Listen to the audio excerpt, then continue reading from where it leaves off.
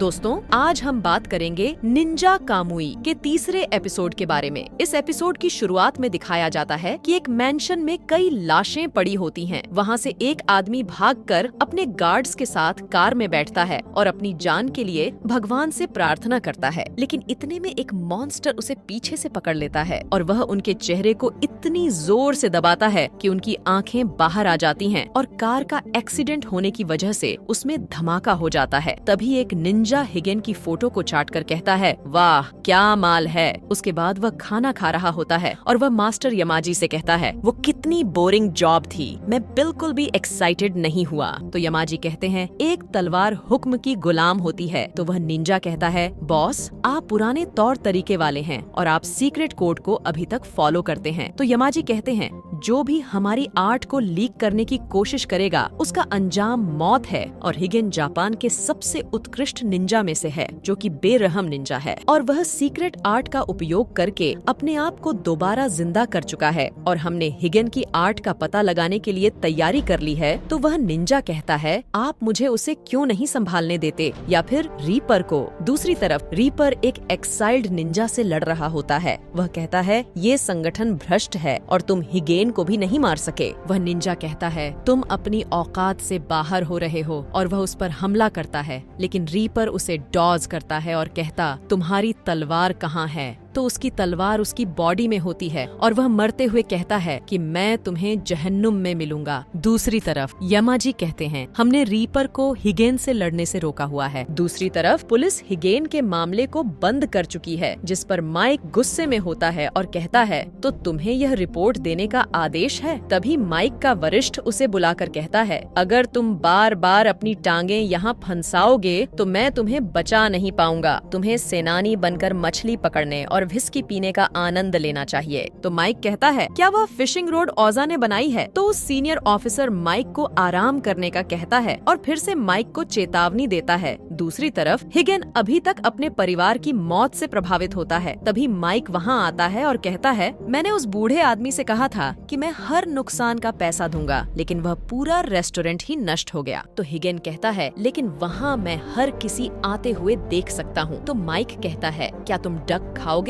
उसके बाद माइक कहता है, इन ब्लेड्स की जांच करने के बाद पता लगता है कि औजा और निंजा का गहरा ताल्लुक है और औजा ने FBI को भी खरीद लिया है। हिगेन कहता है कि इन्होंने मेरे परिवार को मार दिया है तो मैं इन सब को मार डालूंगा। तो माइक कहता है, अगर तुम ऐसा करोगे तो मुझे तुम्हें गिरफ्तार करना होगा और मैंने कभी निंजा के साथ काम नहीं किया, लेकिन क्योंकि मुझे आम लोगों को सुरक्षित रखना है इसलिए मैं तुम्हारी मदद करूंगा। तो हिगेन उसे कप पीने को कहता है और कहता है कि हम निंजा इस तरह टीम करते हैं, लेकिन उस कप में एनर्जी ड्रिंक होती है। माइक कहता है, यहाँ अभी कोई आने वाला है जो औजा के बारे में जानता है। तभी दरवाजा खुलता है, लेकिन वहाँ एक बतख होती है। माइक एम्मा के लेट आने पर गुस्से से कहता है, तुम अपनी इस बेकार कार को बेच क्यों नहीं देती हो। तो एम्मा कहती है, तुम्हारी कार बेकार हो सकती है लेकिन मेरी नहीं। तो हिगेन कहता है, ये कार बहुत कबील लोगों ने बनाई है। एम्मा कहती है, देखो यह निंजा असली चीज की पहचान रखता है। तो हिगेन गुस्से से माइक की तरफ देखता है कि तुमने इसे मेरा राज बता दिया। तो माइक कहता है, ये हमारी साइड पर है और इसने हथियारों की जांच की थी। तो वे दोनों एम्मा की कार में बैठते हैं। तो वह कार एक कंप्यूटर में बदल जाती है और फिर उन्हें समझाती है कि औजा न सिर्फ सैन्य हथियार बनाती है बल्कि वह हर तरह की प्रौद्योगिकी भी बनाती है। उन्होंने बहुत जल्दी से इस दुनिया में पैसा कमाया, लेकिन जो उनकी राइवल कंपनियां थीं, वो किसी न किसी हादसे का शिकार हो चुकी हैं। और कुछ दिनों पहले यूरोप के प्रसिद्ध राजनेता की मौत हो गई और उसने औजा के साथ डील करने से इनकार किया था। लेकिन उसकी मौत के फौरन बाद औजा ने वहाँ डील कर ली, जिसका मतलब उसकी मौत के पीछे औजा का हाथ है। तो माइक कहता है, तो औजा निंजास के साथ काम कर रही है। दूसरी तरफ औजा के मालिक कहता है, वाह बहुत जल्दी पूरी दुनिया में सिर्फ औजा का ही नाम होगा और औजा का रिएक्टर अब 2.2 मिलियन किलोवाट्स ऊर्जा बना रहा है। तो वह जब जब अपने कमरे में जाता है